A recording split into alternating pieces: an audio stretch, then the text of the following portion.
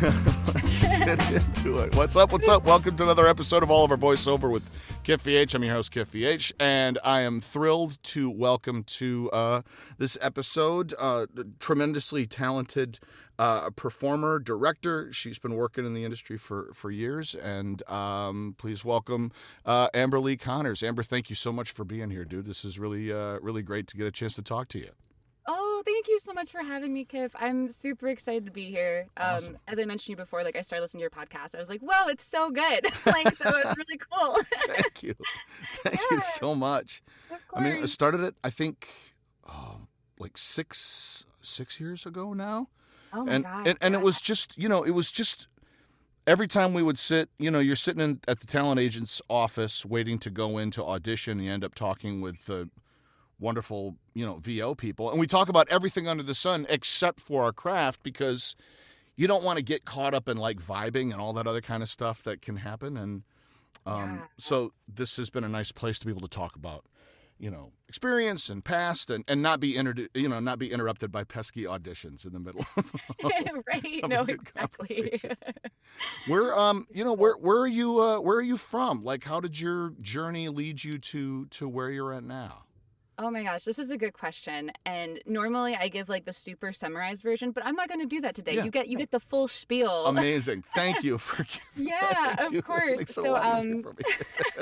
it's wild. As I'm sure you know, everybody's journey is crazy different. Yeah. It's crazy different. So I'm originally from Ohio. I was born in Cleveland.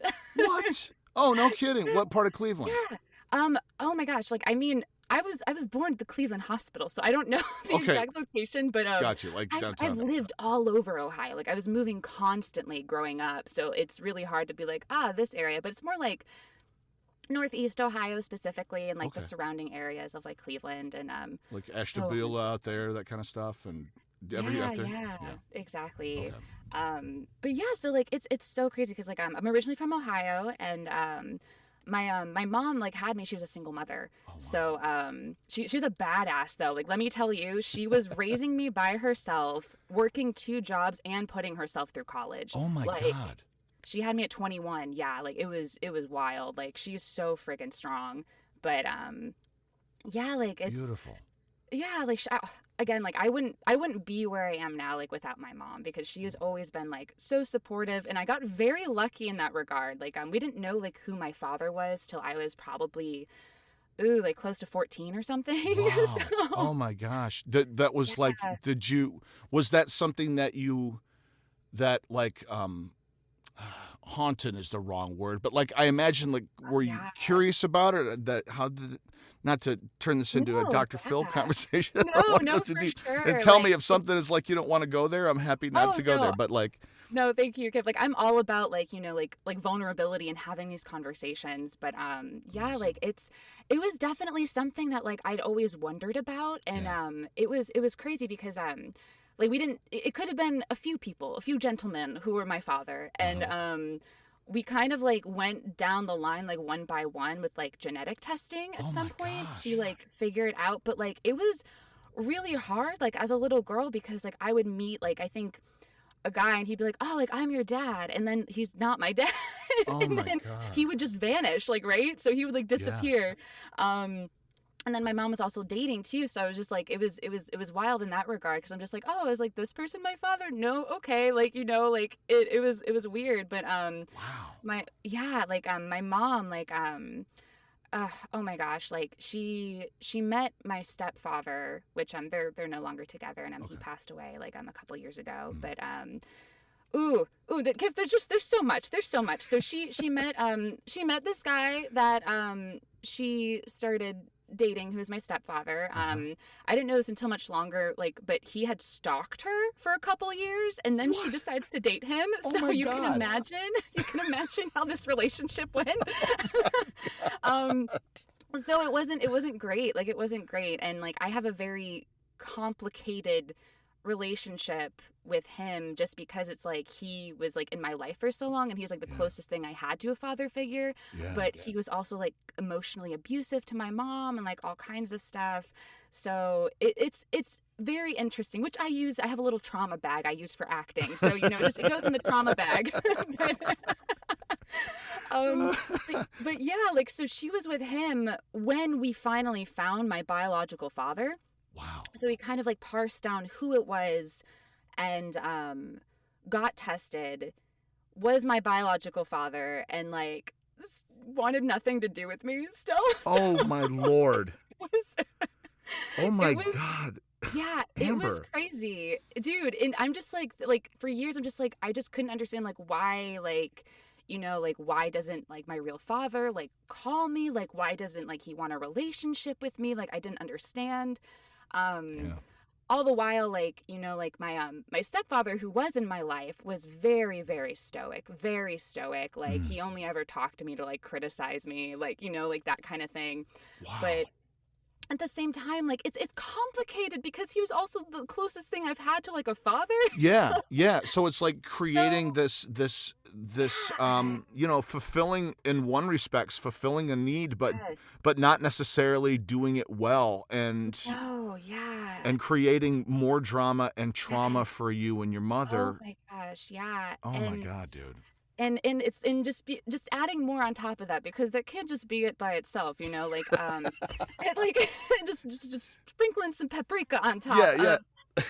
They were my mom and my stepdad were both alcoholics, so like hardcore alcoholics for like the longest time. And so like not only did I like not like my mom was very very young mother, like, and again like I love her so much, she just, you know, her mother, ooh, Kiff, I could write a book, like I could write a Yeah. book. Like Yeah. my grandmother was very abusive to my mother, so like she like started drinking at a young age, and like she was like very like emotionally immature, but like she was always very supportive of me and like very loving. But Yeah.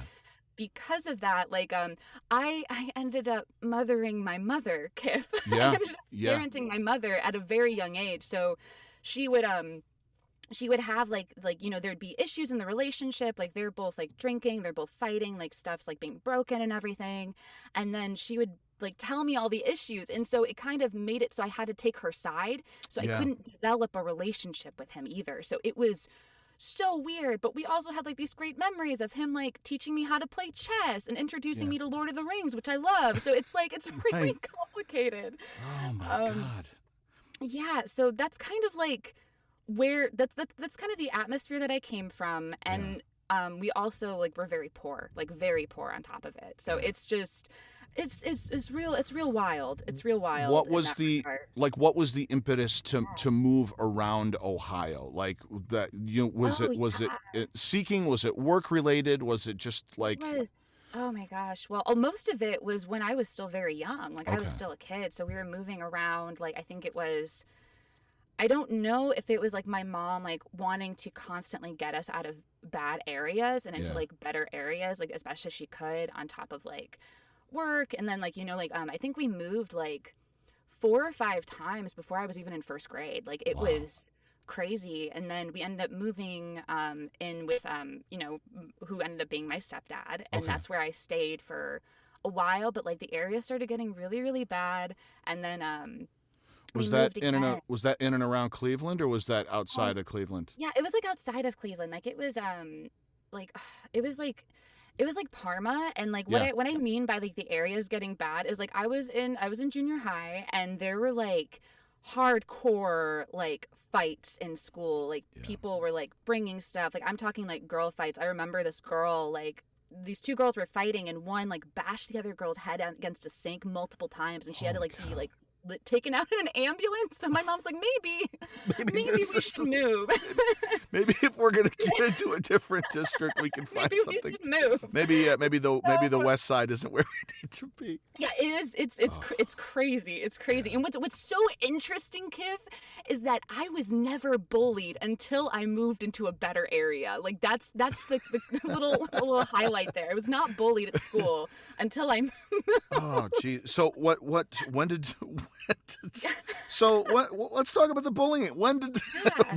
when did that, like, how, Oh my like in the god. middle of all the things that you're focusing on at home, and when you're a kid, Yeah. you know, when you're a kid, you're like, this is my normal, and you're pivoting Yes. through it, but it also is, It you know, was. daily Yeah. trauma.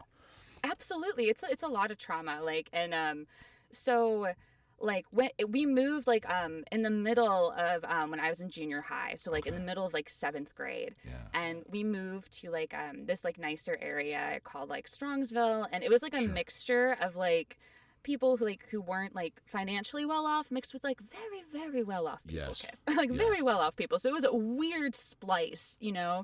and I started getting bullied by this group of girls. It was like these 3 girls, and they're in my first period class right in the morning. They're on the same bus as me because of course. Yeah, of course. Yeah. Of course. And they initially, when I was brand new, they wanted to be my friend. And I am very kind of picky about like who I'm going to be friends with, especially like if I think like you're a bully or you're not like a great person. Yeah. So I got a weird vibe. I wouldn't be like their friend. And then they started bullying me. So like it was a mixture of like they would find me in assemblies and like sit behind me and pull my hair. They would like heckle me on the bus. They like stole my report card out of my hands and like told me I was stupid. Oh my like all God. kinds of, like just the girly things. Yeah. Oh, dude. So Yeah. when did you find, or when did like that Right. aspect to your life sort of balance out? Was it when you got out of junior high or away from them, or how did Oh this man. Yeah, like so like after junior high, like into high school, like it was bigger pool. So they were still there, but they weren't bullying me anymore. Yeah. But then Kiff, I had a teacher who started bullying me. So What the hell? like it's a time. It's a time. Yeah. Specifically like I've kind of had like this history of like women in positions of power, like teachers and whatnot, like bullying me. Like I don't like, just to add that to the mix, it's very very strange. And it started when I was like even in like daycare. Like it's so wild to me. But yeah, so like I had, well, rewinding a little bit, like before I discovered that I wanted to be acting, like I like my mom was always like really into video games, and like that's how I got into video games. And Cool.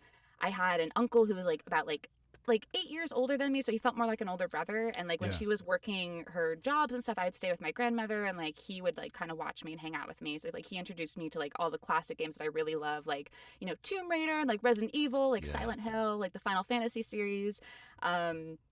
And my mom herself, like when she was a kid, she would like save up her lunch money she'd skip lunch and go to the arcade to like play like Pac-Man and stuff.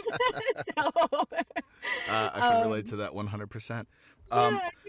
I mean, it sounds like from the picture you're painting, like the challenges of Right. just real life and the struggles that you and your mom were going through, and your own relationship with your mom and her mom and all of that, like the place and joy that in particular that games and media provide. It's like it's a way to connect that's not like stressful, right? Like it's a safe Yeah. place to be.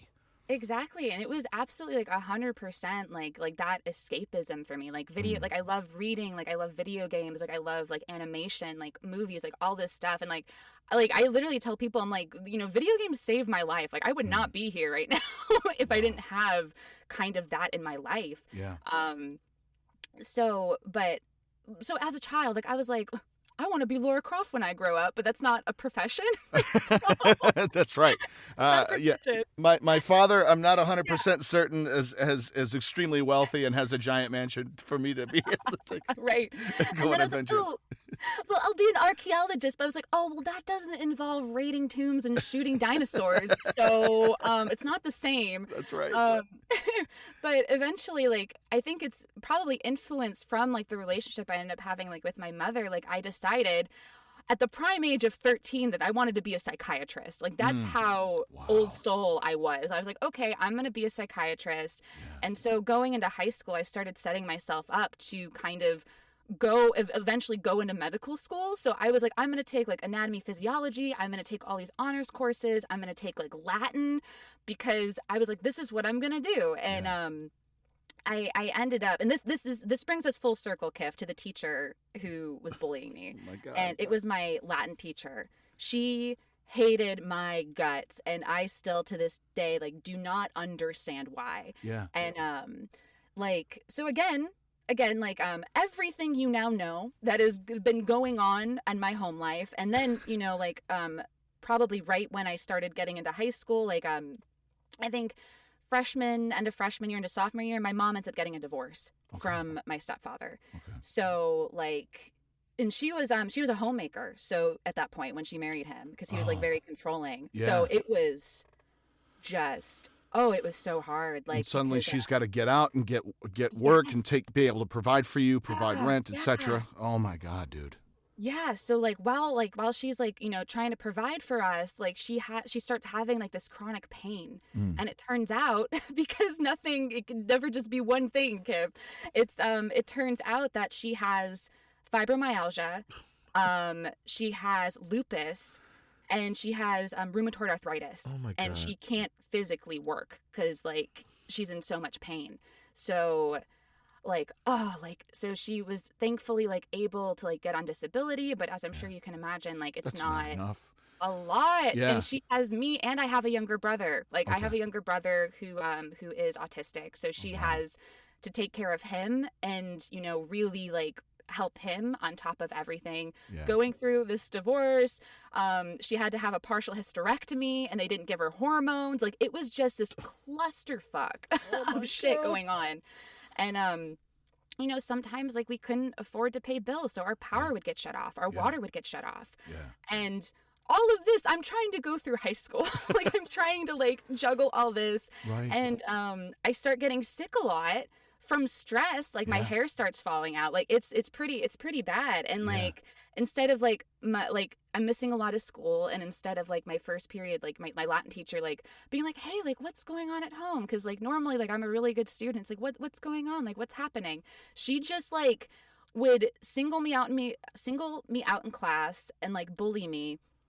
And we needed like a dictionary, and I literally could not afford a dictionary. Yeah. And I could not go to the library because all our library cards had been maxed out, because over the years my mom had taken stuff out and forgotten to return it. Yep. And gotten library cards out in my name, my brother's, like, like that kind of Totally. And there's this massive fine for every name in the account, and it's like trying to get credit, but the librarians are brutal. Yeah, so I can't even take out a dictionary at home to use for my homework. Yeah. And I literally, she's like, and I tell her, I'm like, she's like, why didn't you do this assignment? And like in front of the whole class, I'm like, well, like, like I don't have a dictionary. And I'm like, I can't afford a dictionary. Yeah. And she's like, what kind of person can't afford a dictionary? And like my that God, kind of dude. shit. Yeah. It was so bad. And I went to like, every year there's like Latin convention where you go and you take a bunch of tests and you compete and everything.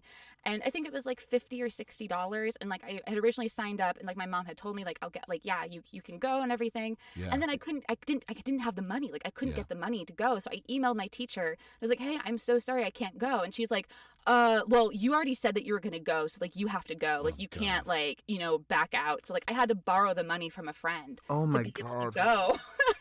And so I go and like I enter like this art piece, and I take all these tests and everything, and I end up winning some awards, which is really cool. Like I placed for like literature knowledge, and my art piece won an award.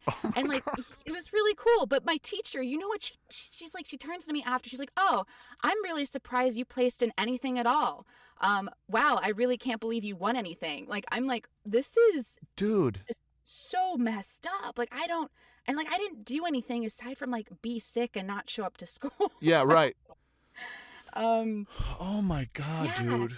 And then, I mean, yeah. I mean, it's to provide like to provide commentary from on this. I so empathize with your journey and how challenging like everything that you value programmed in. And and like even to hear you tell it and to share your story and your vulnerability and openness about everything that you've gone through that's led you to where you are now is really like remarkable and powerful. And I just wanted to express that I appreciate you sharing what your foundation has been, and how you and you know what steps you've made to, like, in spite of those challenges, still find success and you know, be awarded for your skill and your background. It's really inspiring and incredible, dude. Oh, thank Incredible. you. Thank you so much, Kiff. Like, yeah, I don't usually, because there's so much there that I don't Yeah. usually like, it's just because it takes so much time to be like, well, this happened and this happened. Yeah. But yeah, like, I think it's important because, like, I know that if I had, like, heard that somebody else went through this stuff when I was in that situation, I'd be like, Yeah. oh my gosh, I'm not alone, you know? Yeah. Yeah, totally. Yeah.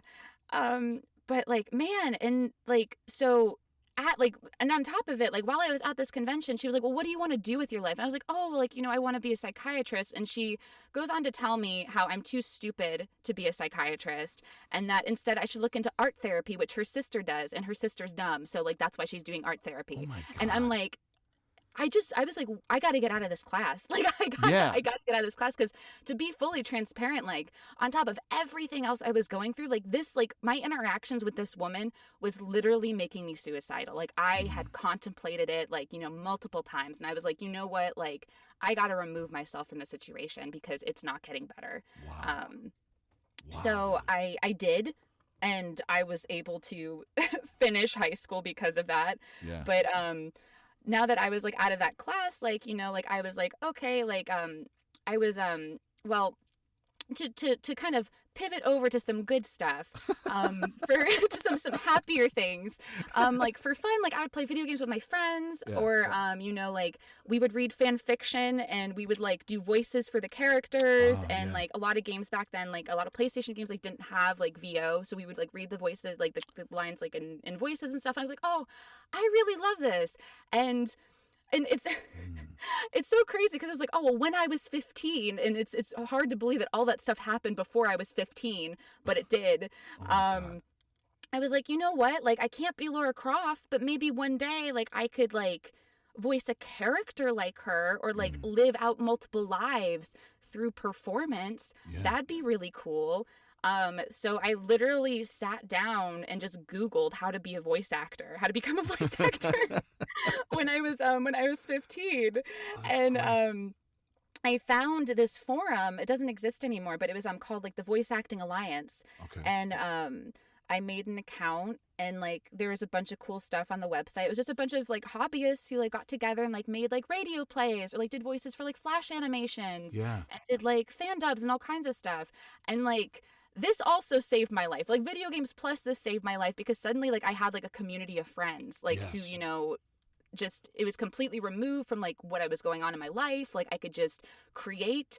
So for like I just started like making my own radio plays. Like I would write scripts, I would like completely remix sound effects, and like I just love audio, Kiff. Like I love audio, I love voices, I love performance, like I love storytelling. So it was so cool and just so much fun, and I was like, I really love doing this. Beautiful. And you know, like I because I have, well, I had when I kind of started doing professional work, like I had no professional training. Like I was completely self-taught Yeah. because I couldn't afford classes. Yeah. So, Yeah. yeah, so I'm just like, well, I'm just gonna, you know, practice a lot and do this. Yeah. And I, you know, like one of my teachers, one of my non-abusive teachers was like, you know, oh, you're really like dramatic, like you should try out for theater. So I did once, and I kind of like I also had pretty extreme social anxiety when when I was around that age, because like, and it makes sense now, like now that I've been through therapy and like I've done a lot of reflecting, like of course all that's like stored in my body, and Yeah. it's crippling. Yeah. So I remember one of my friends was auditioning for this play, and I was like, oh, like, you know what, I'll audition too. Like, you know, like I might really love this. Like I love watching plays, and you know, like I've been doing like the hobbyist, like, you know, voice acting online and stuff. Like this would be really cool. Yeah. So I auditioned for a play, and I was very, very nervous, and it was like a cold reading with like, you know, like other people who were also auditioning, and I started shaking and I started stuttering, and then instead of my scene partner being very graceful and understanding, he started making fun of me in the middle of my audition Judas on Priest. stage in front of everybody else auditioning and a bunch of teachers. Oh my God. So, like, that was, like, the first and last time I was like, I guess theater's not for me. Like, you know, like, like it was scarring in that way. Like I Yeah. was like, wow, Yeah. okay. Completely. Oh my God. Yeah, it's just, man, like, so having like that, I was like, okay, I'm just gonna like, at least with voice acting, like nobody can see me. Mm-hmm. I would still get like really nervous. But over time that kind of dissipated. Of course, like, everybody still gets nervous, like even now, but Oh like it yeah. was like the part where my heart was pounding when I would just like even hit record, like back when I was starting. Yeah. So Yeah. Did yeah, like I mean I can there are a lot of aspects to your story, to your background, to the I yeah, mean that I really relate to and yeah, struggled with. And I think my situation was different from yours, but like in terms of the certainly tied to performance and anxiety and the validation of a small community of your talent or ability, or just not even like take away craft, like just go to simply, like you were saying, like storytelling and playing with your friends and playing with characters that you love, and then being told that that's not either valid or something that's serviceable as a career, like any of those things. and right, and people trying to, as Flavor Flav says on the song "You Got He Got Game," people be on the lookout for the spirit snipers trying to steal your light. And yeah, like that's what I felt like too, like growing up where I grew up, right, that there was just this feeling of who do you think you are to try that thing? You can't do that, yeah, you know? absolutely.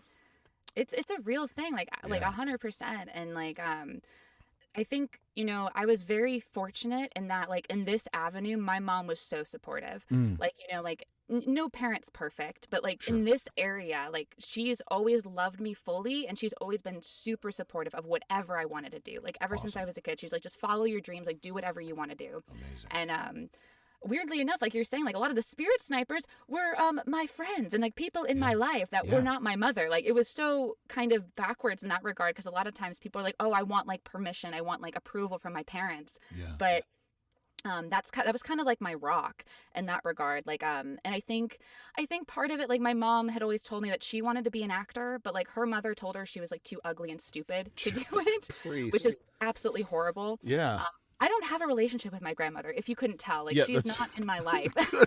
I'm glad. She's not in my life. I'm glad. um but like, so my mom was always so supportive in that regard, and she was, like, I don't want you to like just do something just like for a paycheck. Like, I don't want you to like be miserable. um to Yeah. the point where like I didn't even go to college. Like, she did not pressure me to go to college. She was so supportive of like my voice acting and everything that I was doing. She's like, you don't need to go to college, just keep pursuing what you're doing. Like, Yeah. you know Yeah. which I'm super super thankful for that. Yeah. And yeah, like, it's crazy. So like, because of that, and because I think all of like, and like, I don't regret anything that's happened in my life, because like it's made me who I am, and like I wouldn't have made the same decisions, like, all that kinds of stuff. I wouldn't Yeah. have met the people that I know now. Yeah. Wouldn't appreciate the things that I do. But it's interesting, because like I already, like, as soon as I fell in love with acting and like voice acting, I was like, this is what I'm going to do. I'm just going to do this. So like I was like, I'm not going to be a psychiatrist anymore. Like, I'm just going to work towards this. So like, I didn't end up going to college, and there was like a lot of judgment from like other family members, like other friends, who thought like, oh, like, you're a loser. Like, what are you doing? Like, my you're God, not going yeah. to like end up doing anything, like that kind Right. of situation. Right. And, being in Ohio, there's not a lot, especially if No. you're not doing theater, because I was traumatized from doing theater. Yeah. Like, Right. so a lot of what I was doing was just like online. Like, I would, I got for like my first little paying jobs were like doing like some like podcast taglines and stuff, like Yeah. online for like little tiny like radio stations. Were you and doing stuff. like was Fiverr happening at that time, or was it like, Yeah. is that like where you were finding opportunities like Yeah, that, like, Craigslist or whatever?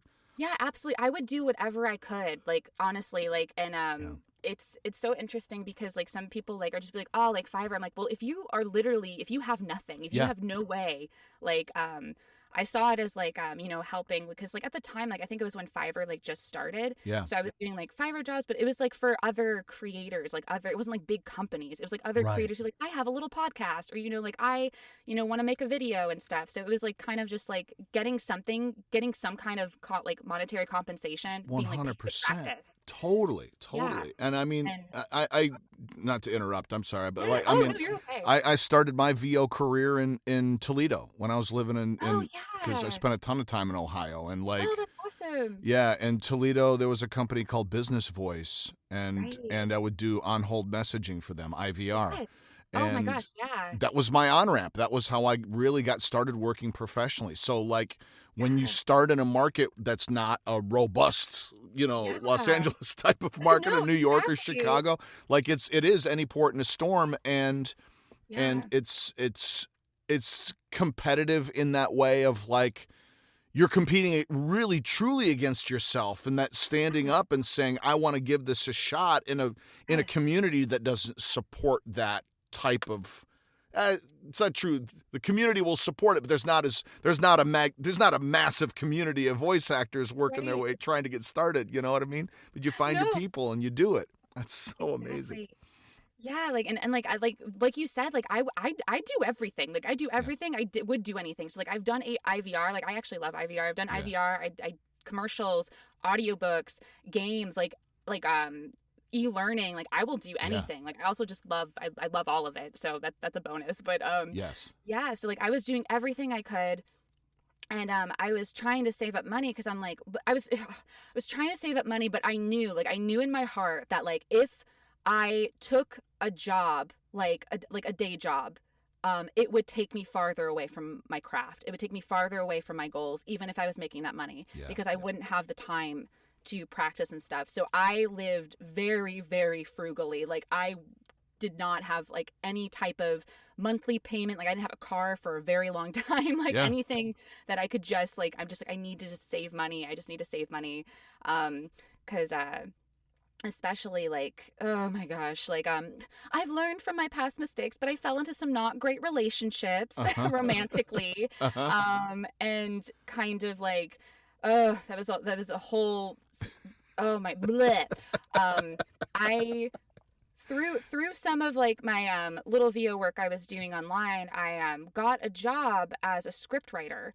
And this was probably a commercial script writer. It was probably, oh my gosh, like I think in 2012 I started script writing for commercials. Great. And my guy, they were paying me pennies, but I did not care. I'm like, I will take any sort of income I can. Yes. And I was doing such a large volume of these script commercials for this company. And like basically this company, they owned a bunch of like TV screens across like the country. So like, the screens at like gas stations that would play ads. I would write the copy for those ads that would be playing on the screen. Awesome. Yeah. And I would do the VO for most of them too. And like they were not paying me like anything at all. And I'm like, you know what? But I was doing such a large volume of it. I was making pretty good money. But Yes. at the time I fell into this relationship that was pretty abusive, pretty awful. And I was fully financially supporting him with my pennies. So, Oh my God. yeah. And like, well, eventually he cheated on me with one of my best friends of like 7 years, and I cut both of them out of my life. But you know how it go. Like, Yeah. Yes. so I was like, okay, and like that was like when I was like at the time I had moved in with a friend, and we were like living with my friend. And when I say that like this was like just giving you a little baby tidbit of the kind of stuff I'm talking about. When I broke up with him, he left a loaded shotgun in my friend's bed with a note saying, "Keep this away from me. I can't be held accountable for my actions." Oh my God. So I was like, I gotta get the fuck out of here. I gotta move out. So I moved back in with my mom, and I love her so much, but I was not able to financially save money there. Yeah. So I was doing my little pet for pennies like job, because I had tried working at Radio Shack before, and I did that for a few months, but it, like I was saying, it completely ate my time. Like it ate my time to where I was just living paycheck to paycheck, hour to hour, and they were keeping me right under full time, so I had no benefits, So I'm like, what exactly. am I doing? 34 hours a week, so whatever. So you don't qualify, and they just eat your time. Exactly. And I'm Yeah. like, this is taking me farther from what I want. So Yes. I quit that. I was like, it's okay. I'm gonna keep writing my little scripts. I'm gonna keep doing whatever I can online. It's gonna be fine. Yeah. And then, like I moved out of like my friend's house back home with my mom. I couldn't save money there. And then my ex moved out of my friend's house. So I moved back in with my friend. And I am not kidding, Kiff, when I say I moved 8 times in the span of a year. Like 8 times, just trying to save money, like trying to do whatever I could. So like I moved in with my friend, and then he was like, my girlfriend's moving in, so you gotta go. And I was like, okay, I'll go somewhere. God. So Were you still in Ohio at this point? I was still in Ohio. Yeah. I was still in Ohio. Yeah. And so around this time, Kiff, my biological father, like I had somehow so he was an electrical engineer, and he would go overseas for like years at a time and then come back. Okay. And I think he called me like once every like 3 years, Yeah. just to be like, what's going on, like, and Yeah. so like he called me recently, like we had, it wasn't too long ago, like I actually, like he actually, I think it was when I was like 18. So like I can't even, my timeline, there's just so much that happens in such a short period of time. But Yeah. basically before all of this, before like, the relationship and stuff, I had gotten to have dinner with my biological father once. Okay. And I didn't find out until later it's because my mom ran into him and they slept together, and that's why he felt obligated to see me. So it's pretty friggin' terrible. But I didn't know that at the time. So I was like, oh, like surely, I'm like, oh, this is great. Like maybe he wants to have a relationship with me. So like it'd be that, and like our phone call like once every 3 years, once a year or whatever. Yeah. And right after I had to move again, so backtracking a little bit, I ended up losing the script writing job because I got an email about how like, oh, we've made like $1 million in profits. Let's all go to Dave and Buster's or whatever. I'm like, I'm in Ohio and I'm getting paid pennies. Like, I'd really appreciate it if may I get a higher rate? And it was like, no. And I'm like, okay, I guess I don't work there anymore. So I was probably like at my lowest. And I was like, I need to go. I need a place where I can like just get back on my feet. And then around this time, my dad, my biological father, had called me and was like, oh, like, hey, how's it going? I'm like, oh man, well, bad relationships, having to move, like all this stuff. He was like, oh, well, hey, like, why don't you come move in with me? Like, I have this house. I need somebody to watch it while I'm overseas. Like, it'll be great. Like, I'll buy you like some furniture and everything. And I was like, oh my God, that's amazing. Like, I would really appreciate that. And maybe like I was thinking like, oh, like finally I'll get to know like my father. Like we can have a relationship together. Yeah. So I move in. No furniture ever materialized, so I'm sleeping on an armchair Oh my God. in a room, and I'm like, this is fine, and I have no car, so like I can't like go get groceries or anything, so like I'm not eating half the time. I'm like, this is fine, it will be fine. Like I made my little closet booth. I'm like, I'm just gonna keep working. I'm gonna keep working at this. And I have a half brother from my biological father's side, and I would babysit him for him while I was living there. And like, like a few times like I was doing conventions because like I was in this indie game that like really like popped off, which was really cool. So I got to go to a few conventions and stuff. Awesome. So I was there for I think like maybe less than a month. And he told like I come downstairs one day and like we haven't like really spoken. Like I'm just kind of there in this house and like he's smoking all the time, playing like Call of Duty. And that's all I see him do. Yeah. And he's just like, oh, like, so I'm selling the house and you have to get out. Oh my God. And I'm like, oh, okay, like literally like out of nowhere. So I'm not even kidding when I say I called one of my friends and asked if I could, move in with her. And she said I could. So I packed up my stuff and I came downstairs. I was like, hey, like, just so you know, like, I'm moving with my friend. And he was like, oh, okay. She came over, like I filled her car with all the stuff that like was essential. I went upstairs. I wrote like a 10-page handwritten letter disowning him, taped it on his door, and then I got in the car with my friend, like blocked his number on everything, and then I left, and I have not spoken to him since. Good for you. Wow. I mean, Yeah. just the boundaries that you've had to draw in so many different Yeah. aspects of your life, and is remarkable. And like that you've, like I'm sure you've had support from therapy and that kind of things, and Yeah. that kind of thing to help you get to that place. But my God, Yeah, incredible. it's crazy. Like I've because again, like I wasn't able to afford therapy for a long time. So I've only been Sure. like I finally started therapy like 2 years ago, and it's been great. I'm like, I think everybody should have a Yeah. therapist, and it should be free. But Yeah.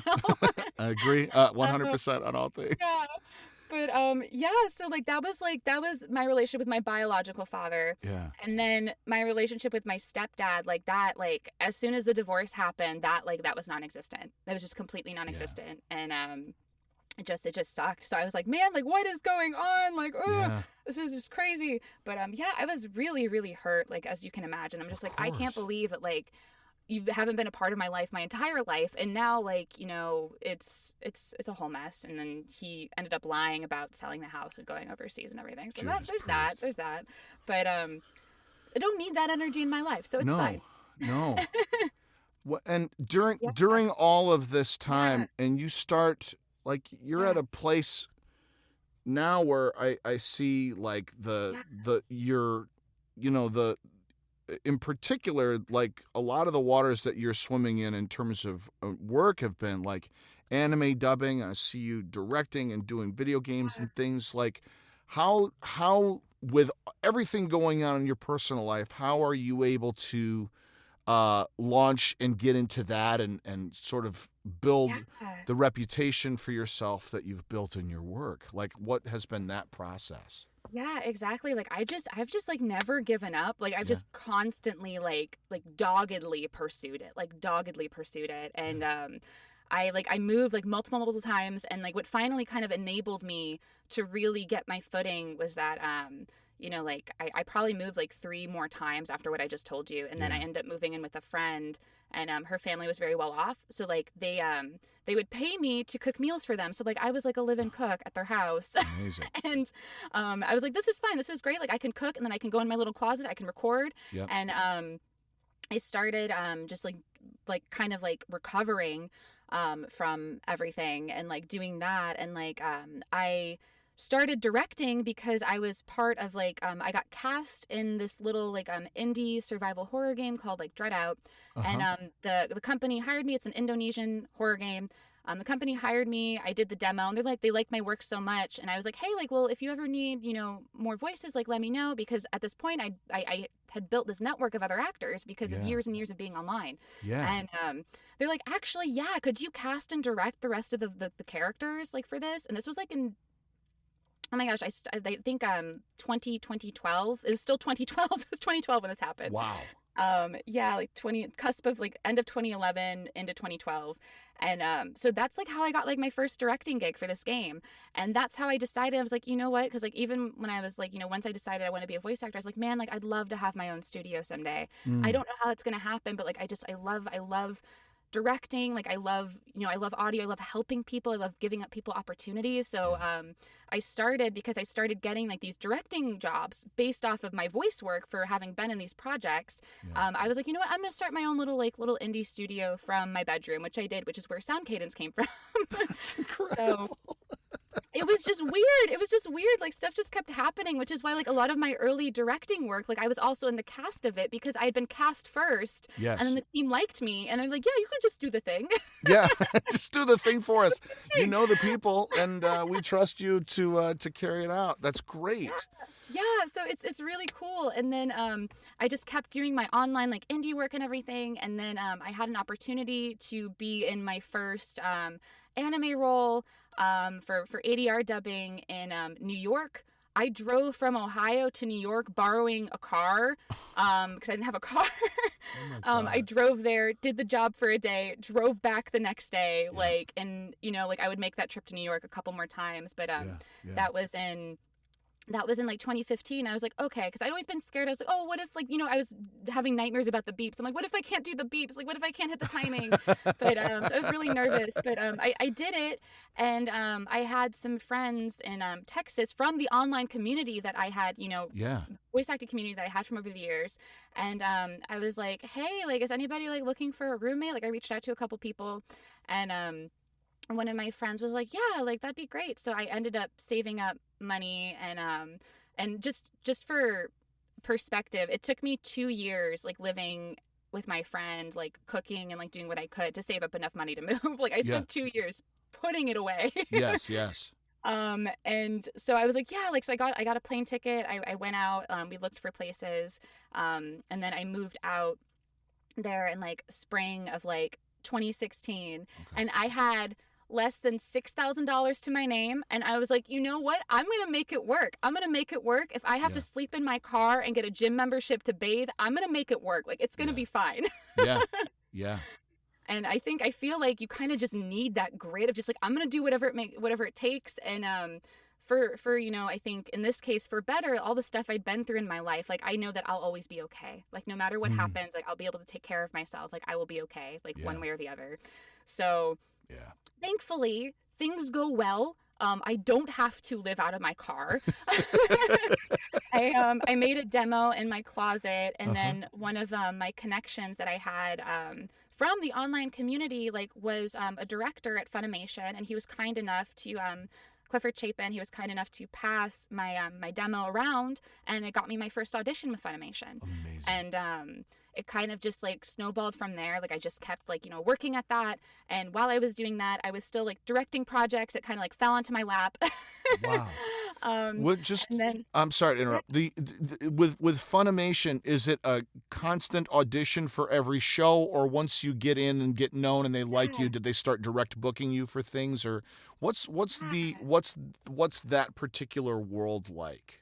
Yeah, so it's changed a lot over the years. I feel like everything's kind of constantly in flux. When I got down there, simuldubs were just becoming a thing. So this was 2016, like the spring, summer of 2016. And a simuldub, what's a simuldub, just for reference? Of course. So a simuldub is basically, so like in the past, like, something would come out in like, like Japan, like it would come over here, the whole thing would get dubbed and then would get released to DVD. Okay.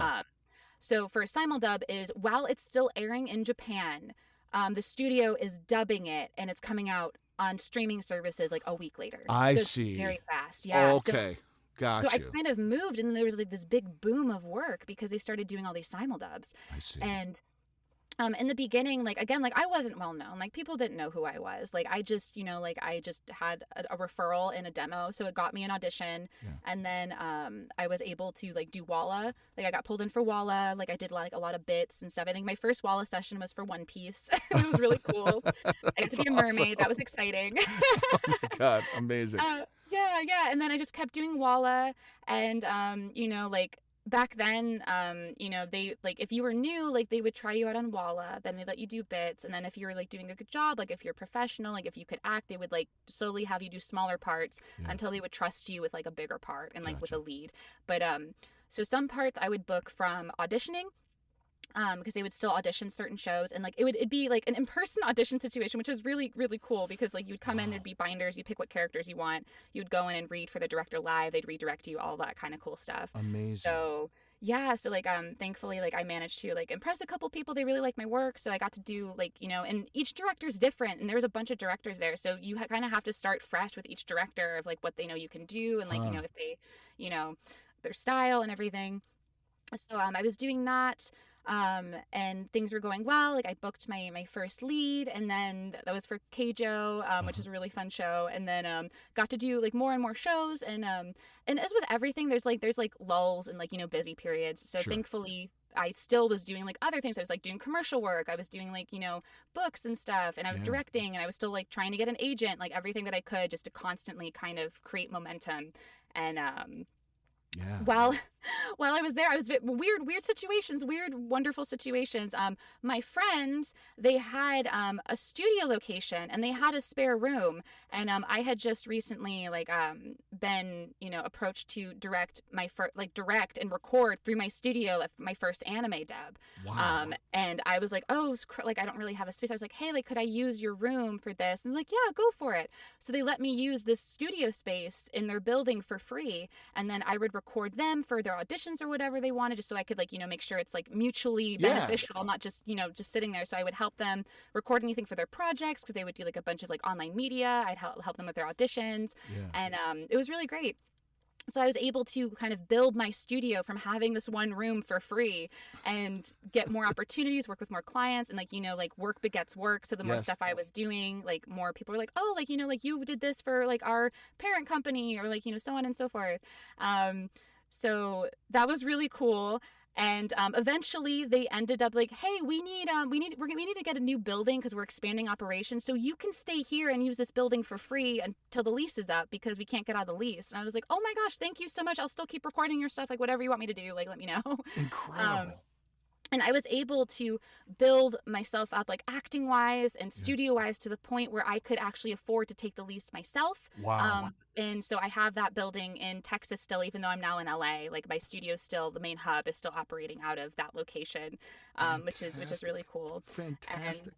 And I was able to bring in more people to help direct, engineers and everything. And it's really great to see how things have grown, literally from nothing, from my little bedroom. From your little closet, and being able to and have the vision of the way through this is to make more than just, it takes that kind of hustle and rubbing, you rub two sticks together until you get a third stick. And that is the drive and what it takes to make a life as an artist, certainly today, but I'm just so completely inspired by your entire story, dude. It's really it's beautiful and hard, and I relate to so many of the things that you were talking about, but what comes screaming through to me too is your positive attitude throughout everything. It'd be real easy to not, and I'm sure you've had hard days, hard weeks, the whole thing. Definitely.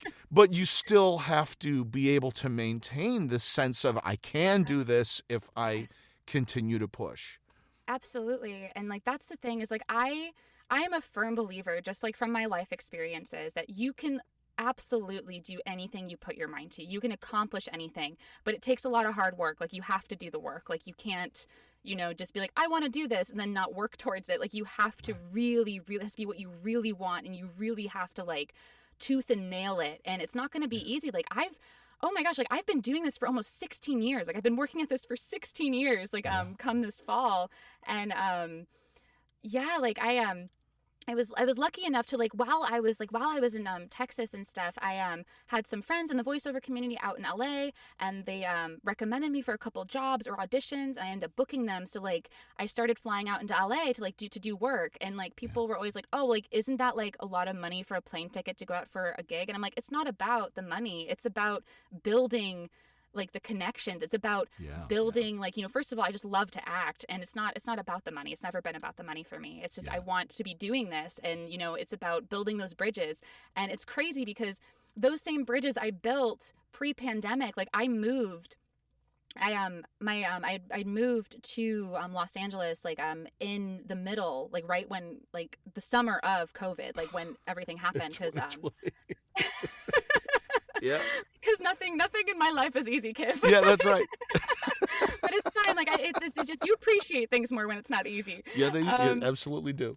Yeah, so I had for like a year and a half, like I'd been flying back and forth. I'd been taking classes out here. I'd been building like connections and stuff. And I my fiance was working at Riot Games out Yeah. here as a VO designer. So Yeah. he had moved out a year before. I was like, okay, I'm gonna get all my ducks in a row. I'm gonna get all my demos made out here. I'm gonna take these classes. It's gonna be great.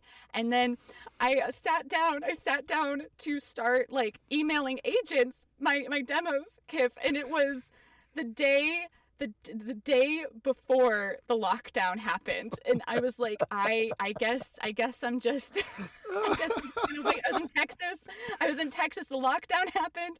I was like, oh, I guess I'm gonna wait. I guess I'm gonna wait. And Oh my God. so end up like, like freaking out like everybody was, because I'm like, oh my gosh, like how am I gonna make ends meet? What's going on? I had just leased a studio space in LA for Sound Cadence because I was like, oh, I'm gonna move out there. I'm gonna have like two locations, try to like get like more work, and like, because I also like to cast like across the country. Like I don't like coming from Ohio, like I don't want location to matter. Yeah. So I was like, oh, I'm gonna have like these 2 locations, and I'm gonna try to get more work and bring more opportunities to everybody. And literally I'd signed this lease, and then everything went into lockdown. I'm like, oh no, what am I gonna do? I can't even use the space. What am I gonna do? Oh my God. So it was very stressful. Yeah. I got through it, and then our lease was still up because my roommates who are also actors were like, our lease is still up. I'm like, let's just go, let's move. I'm like, something in my gut is telling me like, let's just move. Also, we're in Texas, nobody's taking like the COVID precautions seriously. Right. Let's get out of Dodge, let's do it. So packed up the cars and my cats and drove from Texas to LA, and like it and worked on like getting things set up. I ended up dropping the lease on that space because I'm like, nobody's coming in to record. There's no reason for me to have this space right now. And so like thankfully, like, through the connections that I had made pre-pandemic, like I had work, like I had remote work because we had like we invested in like a booth at home, like we all split the cost. And so I was able to work remotely with the connections I'd made in LA and all the connections I'd built up in Texas over the years, plus my online clients. So I was like, oh my gosh, things are okay. I was so scared. Things are okay. And thankfully, like, it's just crazy. Like, it's crazy. Like things have been, I'm very, very thankful and like very blessed. Like things have like turned out this way because like, the studio ended up like, because of COVID, we ended up like taking on more projects for different clients because they needed to hit the same output. So we started doing like more like dubs and like for like live action and like anime and everything for different companies. So the studio's been doing great to where I finally was able to like, also have a space out here now too. And I'm hoping to grow that in the future and just like bring more cool projects to everybody. Beautiful. Oh, that's amazing. That's, dude. Yeah, I mean, crazy. and like on one level, like moving during the pandemic seems like the worst possible thing. But I do feel like at the same time, and I know like when we moved to Los Angeles, we moved here right after the recession, and like back in 2011, and that was. Like with the benefit of hindsight, like it couldn't have been a better time. There were more options. The rates were at a place where it was oh man, like, and it felt like a garbage fire at the time, but there was looking back on it now going, oh, I can see, and like that rear view mirror, the benefit of having a rear view and looking at like everything that you've gone through in your life prepared you to meet this opportunity. And now to be someone who's creating opportunities for other people like yourself, as well as your friends. And I mean, it's such a tremendous story, dude. Like, it's incredible. Thank you. Yeah, like I just like, like I especially feel like with the way technology is going, like I feel like location like shouldn't matter. Like I feel like people like should have access to these opportunities, and like it's just I'm just very excited in that regard. And again, like super thankful. Like you were saying, like I was terrified. I'm like, what if everything crashes and burns and like I don't have any work, or like like but again, I just remind myself like, hey, like you're gonna be okay no matter what. Like you'll live out of your car. It'll be fine. You'll find a way. Yeah, I'll find a way. Yeah.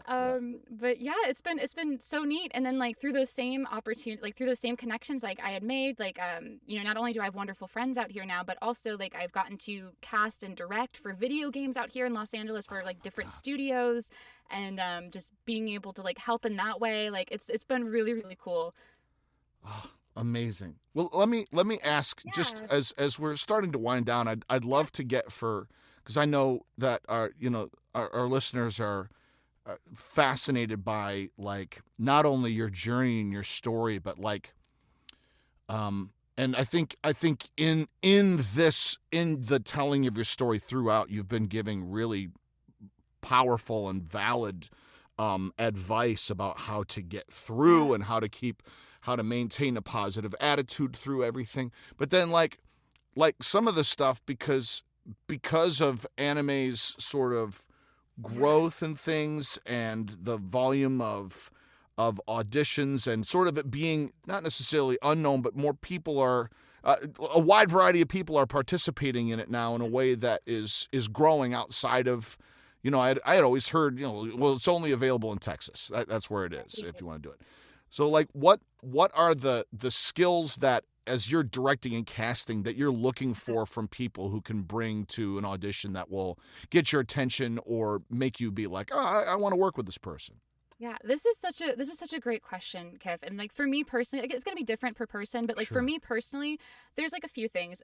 Number one, it should be straightforward, but being a wonderful actor, like acting, like being able to really like bring yourself into the role, like that's super important. And just like trusting your creative choices. So like let's say like everybody's already a great actor, perfect, beautimous.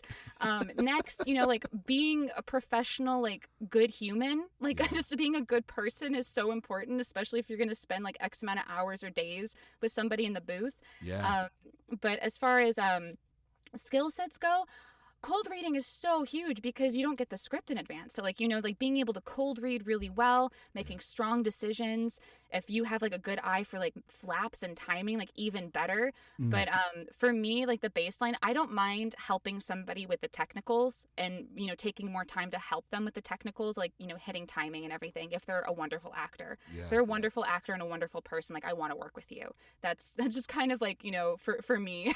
Yeah. Yeah, that's becoming more and more and more important. Not that it hasn't always been important to an extent, but like, you're right. I don't want to spend a bunch of time on set with someone who's a dick. This work is fun and can be fun, and especially when you're in a studio space and it's just you and a mixer and the talent. It's like, this can be a long haul if someone's salty or push back or any of those things.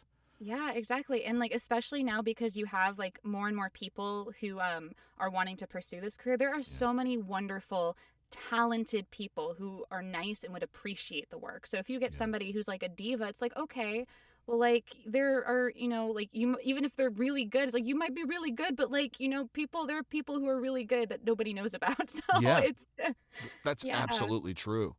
Yeah. Do you like listen to reels and stuff, or is it almost exclusively audition based for like finding talent? That's a good question. So for me, like, it depends on the medium. Sometimes, as you know, there's not time to do auditions. And like, so a lot of the video game casting I do is reel based. So please, anybody who's listening to this, have a website, have your reels on your landing page and make them downloadable, please, for the love of everything. Okay. It's so, you'd be surprised how many people that I'm like, oh, I love this person's work, I want to use them, and they don't have a reel, or I can't access the reel. Because as you know, like for a lot of stuff, like especially for stuff that's not through my own studio, like I have to get client approval. It has to go through like multiple levels of approval, and I have to be able to download the file and send it. And if I can't get that file, then it doesn't matter. And then you're sending someone to go to a bunch of link pages, and no one wants to do that. You want to be able to send your top 5 or 10 selects.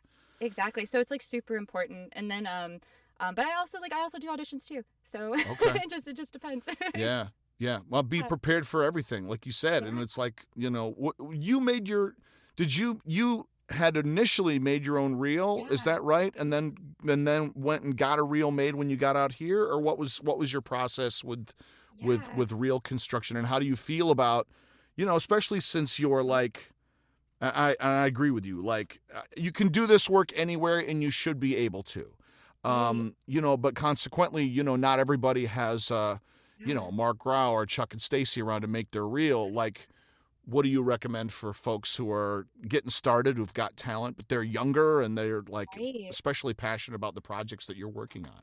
Yeah, I would say first things first, like make sure like you're definitely like ready for a reel. And like I don't mean like, oh, like you need X number of credits, just like make sure that like you're going to be able to showcase like the best that you can do, and that you're also competitive professionally. Because one of the worst, such a sad situation, but sometimes people like will put together reels and it doesn't it's not like a good reel, or it doesn't showcase what they can do, and it leaves a bad impression, especially if you're like cold emailing and stuff. And some people will listen to new reels when you send them, but you never know, that one person will be like, oh, I've heard your reel before and that wasn't good, so I'm not going to use you. So just being ready. And then using like, it's, if you're making your own reel, like it's really important to use like original copy. Like don't mimic characters, like don't do impressions unless you're like amazing at impressions. And I mean like competing in the LA sphere with your impressions. Right. Like, because like you don't want somebody to be listening like, oh, this sounds really good, but like, wait, I recognize that line. Isn't that from like Naruto or something, you know? Yeah, totally. So having like original copy like that, making sure it's like no longer than 1 minute and 30 seconds. If it's like a character reel, the shorter the better. Just like, you know, hit hard with like the best stuff you got. And it doesn't have to be a bunch of different voices either. It can be showing off your acting in different situations. Just make sure they're fully fleshed characters and not just like, I'm doing a voice, because you can hear when somebody's just doing a voice into the void versus having the character grounded, you know, in their truth. Yes. Yeah. And Excellent. so I made mine because, like, again, I dabbled in radio plays and everything. So it's like I knew how to do sound effect design. Like I knew how to like get royalty free music and like put it together. Yeah. But if you know, like, and I also had no money, so I had no choice. So I'm like, this is what's happening, bro. Like, let's do it. Yeah. But for people who like are looking to like have reels professionally made that aren't in location, like I know a lot of places are doing them remotely now too. Oh, yeah. I would say just be careful. Like you don't want to spend a ton of money, like especially if you're like just starting out, like you don't want to spend a ton of money on it. But it's also, if you feel you're ready and you feel you're competitive, it's good to invest money into it because it's your calling card. Like what's gonna get you jobs. Yes. Yeah. Absolutely. Yeah. Oh, such great advice. And like, and you're so correct, you know, like about that the difference between playing a character and doing a voice. And so many folks are like, oh, I can do this impression of Peter Griffin. Like, yeah, everyone can do Peter Griffin and to varying degrees of success, but there's already someone who does Peter Griffin and he's the creator for the show. So yeah, exactly. Like, you know, like that kind of stuff is like it on one level, it's like it demonstrates your skill and your ear, but how's your Bradley Cooper? How's your Chris Pratt? Who's working today? Can you match them if you're an impressionist? Can you act like them? Yes. You know, all those things. And then you're in character, you know, and that goes to, you know, cartoon characters and all that other kind of stuff. But like, you know, I think it's so important to explore being a multi-hyphenate, to explore when you have the experience, to be able to direct and like, and I'm with you. Like the greatest joy is sending a note to a friend or colleague and saying, hey, I've got money and script. Can you cut this for me? And the joy that comes back, that gift of being someone who casts is, it's so fulfilling. And you know, just knowing how hard it is to get work, to be able to give it is the greatest feeling in the world. Absolutely. Especially like if you've worked with or seen really talented individuals that like maybe like haven't been able to get opportunities. Like it's just amazing to be like, here, like I think you're amazing and like, you know, like I want to help, like here, like and again, like everything has to get approval anyway. So it's just like, you know, just giving somebody like a chance to get their foot in the door is just so unbelievable. And like I've had like, you know, of course through my own journey, as I'm sure you have, Kiff, that people have gone to bat for you, like they've gone to bat for me, and that's made all the difference in my life. So it's, you know, just definitely returning where you can. Yeah, absolutely. Always looking for opportunities to share, and like that sense of, you know, having of being in service to the story, being in service to the industry, to yourself and to your colleagues.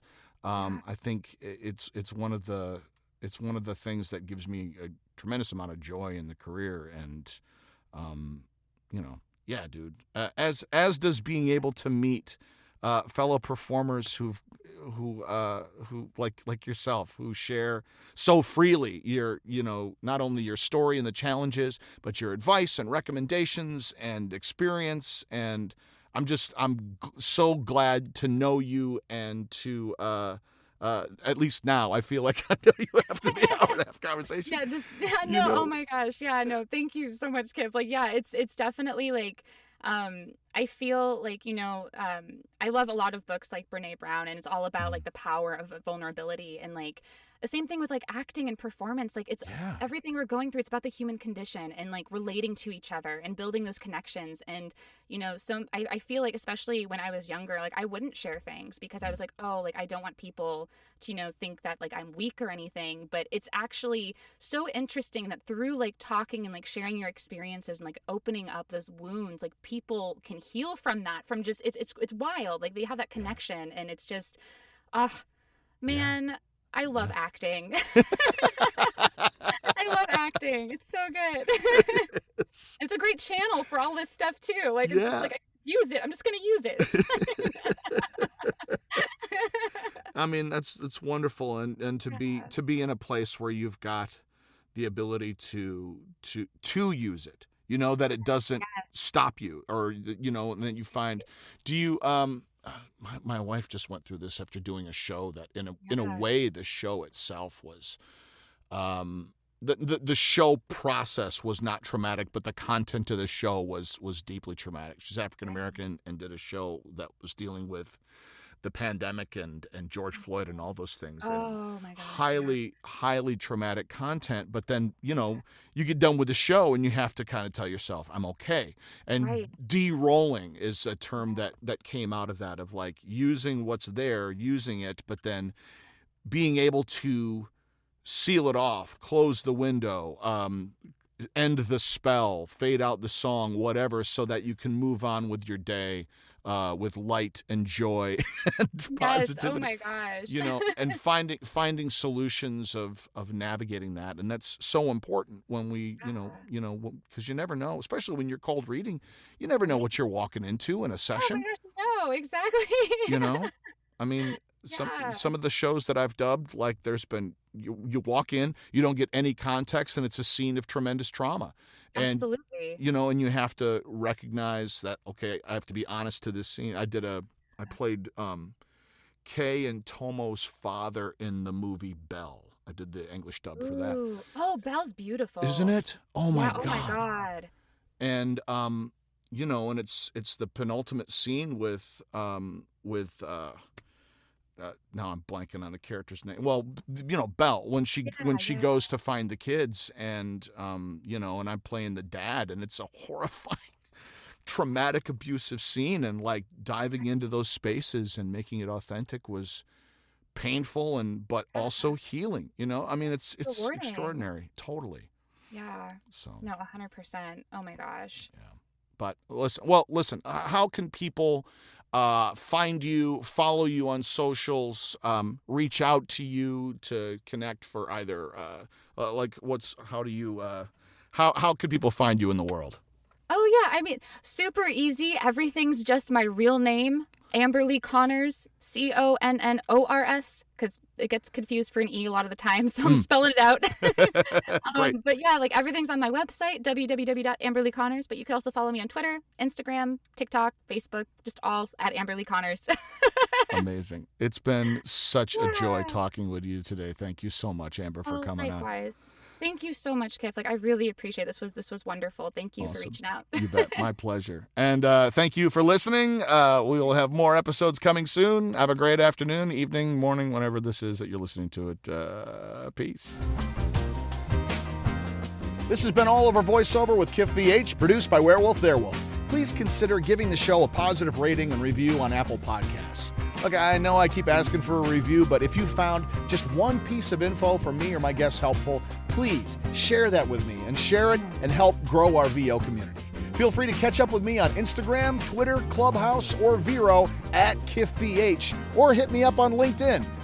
It's Kiff Vanden Heuvel. Just search for Kiff. We probably know a couple of the same people. And check out my website, www.kiffvh.com, for my reels, updates, and to reach out to me directly for coaching or appearances. claim victory and depart the field. Taxi! Taxi! I guess I gotta walk from here. Okay.